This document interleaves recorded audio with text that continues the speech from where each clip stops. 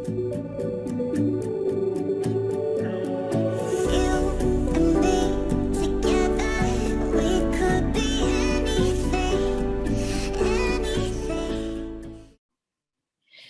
to another episode of Unlock a Life You Love. Today I have a very important topic, the imposter syndrome. Have you ever struggled with, doesn't matter how many accolades you have, how many achievements you have, how many people tell you that was amazing, how many people comment and say that profoundly helped me in my life, and yet there's a part of you that thinks, oh no, I was just lucky. They're going to find out that I'm actually a fraud. If you have ever felt like this, just know you're not alone. I have felt it. I feel it all the time, but becoming aware of it helps me get more control over that so it doesn't take me in that downward spiral. The fact is, high achievers actually struggle with internalizing their accomplishments, and then they fear that they're going to be found out as a fraud.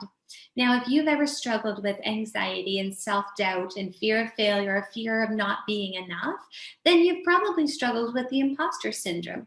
But you're in good company. Did you know that Albert Einstein, actually, with everything he accomplished, all he offered in the world, he thought that people were going to find out that he was, quote unquote, a swindler, and that he wasn't that talented.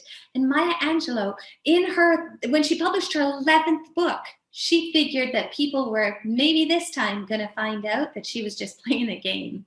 So the fact is 70% of people struggle with the imposter syndrome. However, women tend to struggle even more. And people that are high achieving people, always striving for more, they struggle from it even more. So just know, number one, that you're not alone.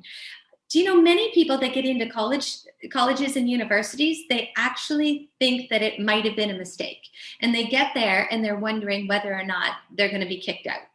I know me as a teacher, when I was in a classroom, I would love it and I would pour into the kids. But when I was out of the classroom, quite often I'd look at what other people were doing and I would think, oh, they would be so much better. If they ever came into my classroom, they'd know that I wasn't smart enough to be a teacher. That's because what we're doing is we are comparing our internal reality, all our good, bad, and ugly, to their polished surface. But they also have a good, bad, and ugly. We just forget that. Have you ever compared your worst day to somebody else's social media highlight reel? That's really where the imposter syndrome comes in. So the first thing I would say, when you start to self-sabotage and the insecurity comes in, number one, call it what it is. This is the imposter syndrome. And I want you to know that you are worthy of those achievements.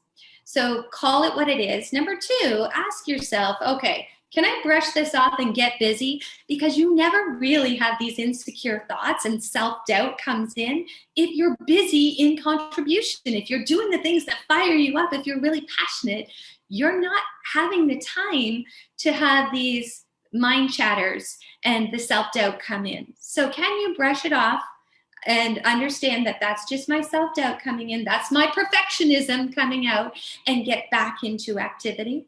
Number three, I would say, have a list in your phone, or I have a jar of nice cards that people have given me, or comments that people have said, or testimonials that people have shown, where it proves that what I have done is truly of value. And when those doubts come in, sometimes I just read a few of those and I can get back to, yes, I'm not perfect, I don't need to be, but I am contributing.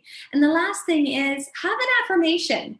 Sometimes I cuss a little bit and I'm like, frick, Tab, why not you? Why not you?